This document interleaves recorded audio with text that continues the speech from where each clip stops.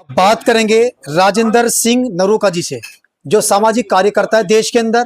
Sir, आपका mission क्या है? आपका लक्ष्य क्या है?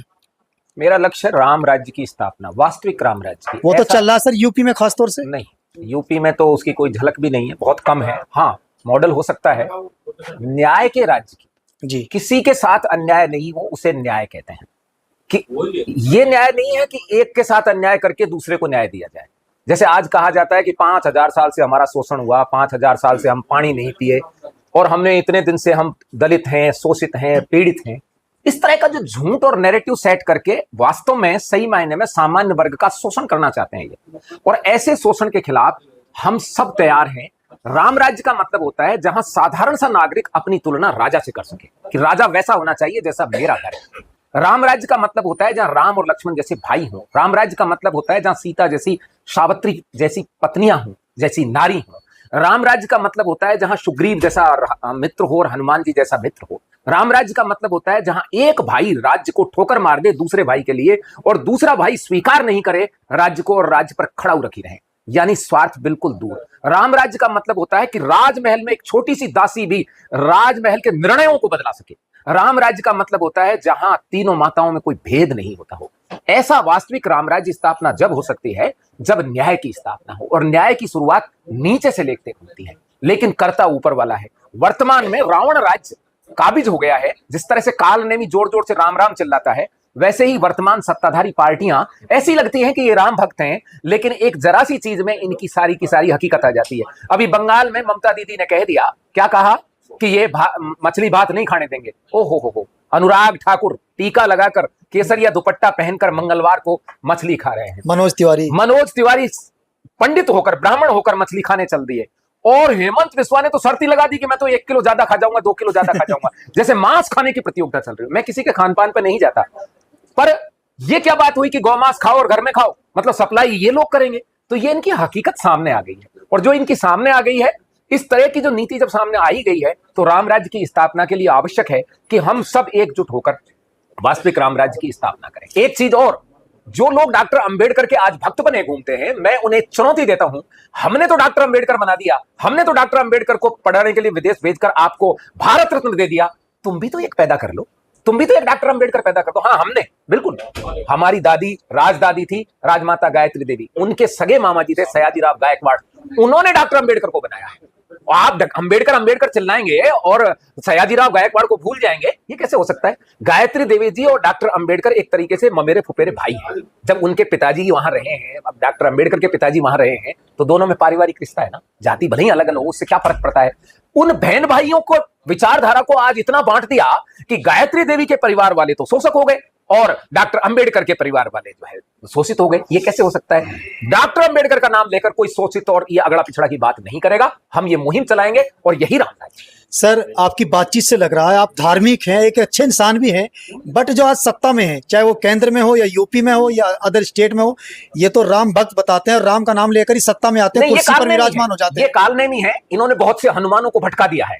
एक्चुअल में ये कालनेमी, रावण डायरेक्ट तो लड़ नहीं सकता राम से, और राम और लक्ष्मण से कालनेमी के बस की नहीं है लड़ना, लेकिन वो एक छद्म रूप रख लेता है राम भक्त का, जो इस पार्टी ने रखा। इसने रखा कि ये सवर्णों की पार्टी है, इसने रखा कि ये राम भक्तों की पार्टी है, इसने रखा कि ये धर्म और भारतीय संस्कृति की पार्टी है, लेकिन चोला साफ निकल गया। इनके सारे नेताओं का चरित्र हमारे सामने आ गया और इनकी राम भक्ति भी सामने आ गई। अब सवेरा होने वाला है, लेकिन उससे पहले हनुमान जी को पता चल गया कि ये कालनेमी है। अब ये कालनेमी मारे जाएंगे, रावण राज समाप्त होगा और वास्तविक राम राज्य की स्थापना। सर, अगर उत्तर प्रदेश के मुख्यमंत्री आदरणीय योगी आदित्यनाथ बाबा महाराज की बात करें कि वो संत भी हैं, गोरखपुर मंदिर के महंत भी हैं, बिल्कुल, उनकी कार्यशैली पर आपकी क्या राय है? एक झलक है वो राम राज्य की कार्यशैली, और मैं आपको बता दूं यही फर्क है योगी आदित्यनाथ में और मोदी जी में। मोदी जी 11 या 12 साल के गुजरात के मुख्यमंत्री थे और बाद में अभी प्रधानमंत्री, यानी 25 साल से गुजरात में मोदी में है, लेकिन अहमदाबाद का नाम नहीं बदला गया। अहमदाबाद का नाम आज भी अहमदाबाद है। गोधरा के उन बसों, ट्रेन को जलाने वाले लोगों को कहीं भी अतीक अहमद की तरह इनकाउंटर नहीं हुआ। कहीं यहां इलाहाबाद है क्या? खत्म हो गया ना? जी, प्रयागराज। कहीं अतीक अहमद दिखाई दे रहा है क्या आपको? और गुंडे मवाली सब सुधर गए ना? यही फर्क है कहने वाले में और करने वाले में। तो योगी आदित्यनाथ और मोदी में एक रात दिन का अंतर है। एक कहता है और एक करता है। यानी योगी जी जो कहते हैं वो करते हैं, मोदी जी जो कहते हैं वो नहीं करते हैं। वो कभी भी नहीं करते। तो 27 में अगर उत्तर प्रदेश में आप क्या चाहते हैं, क्योंकि यूपी चुनाव होगा? देखो 27 वैसे तो अभी बहुत दूर है, पर मैं अकेला कुछ नहीं चाहता। हमारी पूरी टीम है, हमारी जो हमने जो लोकसभा का चुनाव हुआ था उस समय इसी कमरे की बैठी टीम ने जी सर। ये नतीजा ला दिया कि जो 400 पार की बात कर रहे थे उनके लाले पड़ गए 240 में। और मैं 240 की बात नहीं कर रहा, मैं 200 पर टिका देता।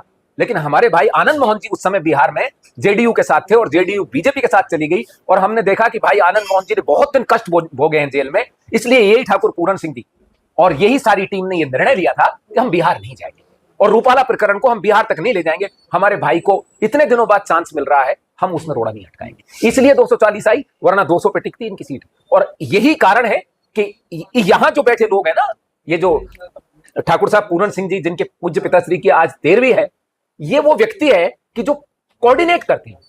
इनके साथ विनोद जी तम्मर हैं, ललित जी राणा हैं, ये कोऑर्डिनेट करते हैं पूरे भारत के क्रांतिकारियों को। बहुत सुंदर। और उस क्रांतिकारी की ये सोच थी कि हम इस रूपाला प्रकरण को बिहार तक नहीं ले जाएं, नहीं तो हमारे भाई, क्योंकि वो भी क्रांतिकारी हैं आनंद मोहन जी और हमारे साथी हैं, हम उनको चोट नहीं पहुंचा सकते। इसलिए ये 240 पे अटके हैं। ये लूली लंगड़ी सरकार आई थी, वरना तो दुर्भाग्य ये था जिनको हमने जिताया। यहां भी 37 सीट आ गई समाजवादी में, वो तो निकम्मे के निकम्मे निकले। आज यूजीसी की बात हो रही है तो वो तो नंगे नाच रहे, वो यूजीसी की चोट कर रहा है बीजेपी, और समाजवादी बड़े नंगे नाच रहे हैं। हमारे महापुरुषों के इतिहास की चोरी होती है, वो तो गाय बगाए कहते हैं, ये सरेआम बांटते हैं, ये तो सम्मेलन करते हैं। अभी दादरी ने किया था। तो हमें ये निर्णय लेने के लिए थोड़ा समय चाहिएगा। हम देखो आगे भाव देखते हैं कैसा होता है, और फिर हमारी टीम जो निर्णय लेगी उस पर सब। यानी 27 से पहले एक मीटिंग होगी, फिर निर्णय फैसला लिया जाएगा। बिल्कुल, वो इसी साल के आपको मध्याह्न तक, जून जुलाई तक मीटिंग हो जाएगी। और हम केवल यूपी की बात नहीं कर रहे, पूरे भारत की दिशा यहीं से जाएगी। सर मान लीजिए भारतीय जनता पार्टी की सरकार यूपी में बनती है, तो आप चाहेंगे कि योगी बरकरार रहे, उनकी बादशाहत बरकरार रहे? ऐसा है, मैं आपको बता दूं, BJP minus Yogi is equal to 00 होता है। चाहे मोदी नाच ले, चाहे अमित शाह नाच ले। और आप तो यूपी की बात कर रहे हो, योगी को हटा के गुजरात में 10 सीट लाके बता देंगे। आज योगी मजबूरी है बीजेपी की, और यही कारण है कि टूटी लंगड़ी लुंगड़ी सरकारें इनकी बन जाती है 240 पे। योगी के बगैर यदि बीजेपी का कोई सपना भी देखेगा ना, तो चुनाव में फार्म भर के देख ले, जीतना तो दूर की बात है। योगी आवश्यकता बन गया है बीजेपी की, मजबूरी है योगी। ऐसा नहीं है कि ये तय करेंगे योगी आएगा कि नहीं आएगा, अरे ये तय योगी खुद ही। कुछ लोग तो ये भी कहते हैं अगर सरकार बन गई तो केंद्र में सेट करेंगे योगी को। यूपी सेट तो प्रधानमंत्री का पद पे तो लेना ही पड़ेगा, सेट तो होना ही पड़ेगा। नहीं, इस सेट में बुराई क्या है? सही बात है। जो आज दिशा वो कम जगह पे दे पा रहे हैं या दबे डर कर दे रहे हैं, वो खुलकर खेलेंगे। सेट एक ही पद है योगी के लिए वहां, और वो प्रधानमंत्री का है। और मैं आपको बता रहा हूं, यदि योगी को प्रधानमंत्री बनाकर ये चुनाव लड़ते हैं तो भारतीय जनता पार्टी के सारे पाप धुल जाएंगे, और भारतीय जनता पार्टी 3 बार, क्योंकि योगी मुख्यमंत्री इनका है, लेकिन उसके बावजूद ये कहता है कौन लोग हैं जो जात की बात करते हैं। यूजीसी के बाद मेरे चित्तौड़गढ़ में ही ये उनका स्टेटमेंट है। इसका मतलब योगी दबा रखा है। योगी कहना कुछ चाहते हैं लेकिन कह नहीं पाते, हम जानते हैं इस बात। यानी पूरी तरीके से यूपी में सरकार योगी जी नहीं चला पा रहे, ऊपर से हाँ, चल रही है। बिल्कुल, जिसमें आप स्पष्ट बहुमत में हो, किसी ठगबंधन गठबंधन की जरूरत नहीं हो, वहां 2-2 उप मुख्यमंत्री बैठाने का क्या मतलब है? ये क्या करेंगे? मुख्यमंत्री जी के कपड़े उठाएंगे ये? उप मुख्यमंत्री क्यों बैठाए? उनके पर राजस्थान में उप मुख्यमंत्री इसलिए बनाया गया कि भजनलाल को कुछ आता नहीं था। भजनलाल पहली बार एमएलए बने, समझ बैठ गई बात। उत्तर प्रदेश में इतने मजबूत व्यक्ति को बनाने के बाद 2 उप मुख्यमंत्री, जो 5 बार लोकसभा के एमपी रहे हो, 5 बार लोकसभा कर 3 पीढ़ी की परंपरा है। एक अवैधनाथ जी, दिग्विजय नाथ जी कब से लेकर, और मैं आपको बता दूं, लोग बार बार कह देते हैं धर्म के ये बड़े केंद्र, वो बड़े, गोरख पीठ से बड़ा कोई धर्म का केंद्र नहीं।